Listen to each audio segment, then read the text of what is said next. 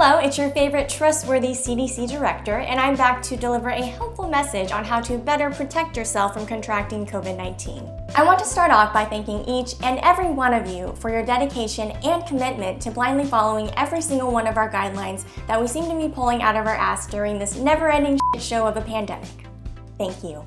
Although we've contradicted ourselves and backtracked on several of our recommended guidelines in the past,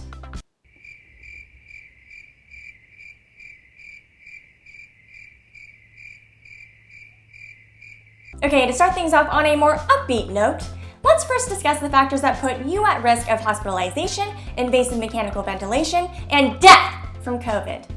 In a recent study, our researchers discovered that 78% of those hospitalized for COVID were either overweight or obese. This is likely due to excess weight impairing lung function, as well as chronic inflammation disrupting the body's immune response. So with that knowledge in mind, it should come as no surprise that the best way to protect yourself from severe COVID-associated illness is to wear a mask. Oh, and double mask for those of you who want those extra brownie points. Because it's not like physical activity or healthier eating habits are scientifically proven to reduce your risk of serious COVID health complications. So go right ahead and keep DoorDashing the hell out of that Taco Bell and binge watching those Netflix originals. Because ultimately, it's these very valiant efforts that allow you to do your part in flattening this curve that we've been riding for the past 18 months. So go on, do it for the greater good. Nevertheless, if you just can't help yourself and feel like taking your health into your own hands by, say, joining a gym, if they're still open, we demand that you wear a mask there as well. Because if you weren't already dreading the thought of joining a gym in the first place, why not add to that dread by wearing something that restricts your breathing, making it even harder to exercise? I know I love the feeling of swamp face every time I work out. Speaking of exercise, evidence suggests that regular physical activity strengthens the immune system. With this evidence in mind, one might think that we'd put more emphasis on exercise in order to reduce case rates and hospitalizations.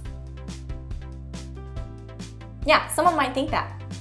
And I might get booted for mentioning such positive news, but something as simple as walking 30 minutes a day, 5 days a week is enough to fight off COVID along with several other diseases. For those of you who've stopped washing your hands like most of us did 3 months into this pandemic, no worries. Because these masks are way more effective in preventing the spread of germs than keeping those filthy hands clean.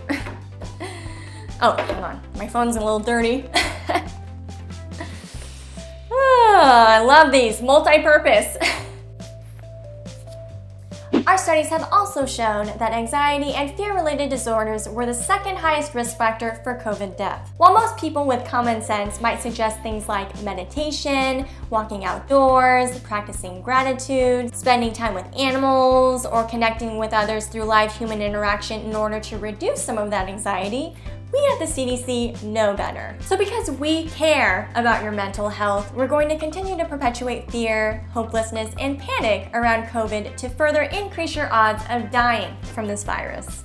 We're also not going to suggest stepping away from toxic social media platforms, which are a major contributor to today's mental health decline because they do an excellent job of fueling division, intolerance, hostility, and malicious behavior. Truly, the best thing you can do for your mental health is to stay glued to your phones, isolate yourself from friends and family, and obsess over every negative news article that the media propagates. Of course, it's also important to note that other than this virus, the greatest threat to this world is misinformation. However, incredibly misleading clickbaity headlines like this are a-okay. So to sum everything up, there's absolutely nothing proactive you can do to reduce your odds of dying of COVID, other than wearing a mask, getting the jab, or standing 6 feet apart. Okay, thank you.